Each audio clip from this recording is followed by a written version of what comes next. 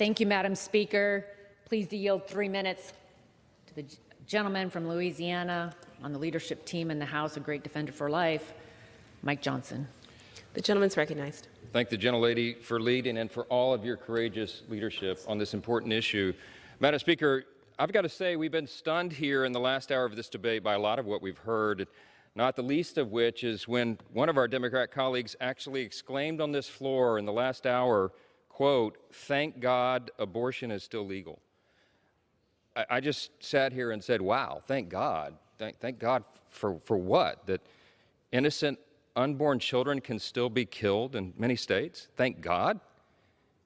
The other side in this debate has not only abandoned reverence, all morality, all reason, they've defied medical technology, they've also completely abandoned the first self-evident truth boldly proclaimed in our nation's birth certificate, the Declaration of Independence, that all men are created equal, not born equal, created equal by God, and it is He who gives us our inalienable rights, beginning, obviously, with the right to life.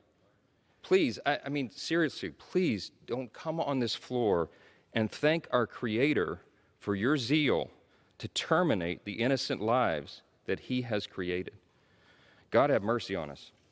Madam Speaker, today the Democrats have brought 2 bills to this floor. The first is a complete overhaul of all pro-life protections, which will allow for taxpayer-funded abortion on demand through all 3 trimesters of pregnancy. The second bill, the so-called Ensuring Access to Abortion Act, creates an open door for women to be preyed upon by traffickers and does nothing to protect minors who are transported by predators across state lines to obtain abortions. In order to prohibit these heinous acts, I introduced the Child Interstate Abortion Notification Act, which, by the way, I should note, passed this House by a wide margin in 2005 in the 109th Congress. How far the other side has devolved since then. Because of that, now more than ever, we have to highlight why this bill is so important in protecting the lives of minors and their unborn children. The Child Interstate Abortion Notification Act will help cut down on predators and traffickers taking advantage of minors by making it a crime to knowingly transport a minor across state lines to obtain an abortion without first satisfying state-level parental involvement laws.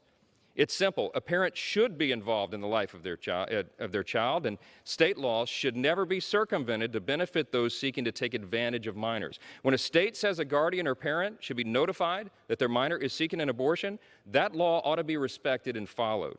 Our state's parental involvement laws are well-written and reasonable, and there are exceptions built into the statutes for extreme circumstances.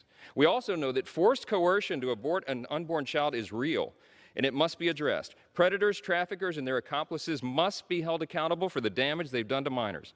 I'm so glad that our side is offering tangible solutions to real problems, but it's unfortunate that it's in response to such terrible pieces of legislation that only further endanger the lives of minors and their unborn children.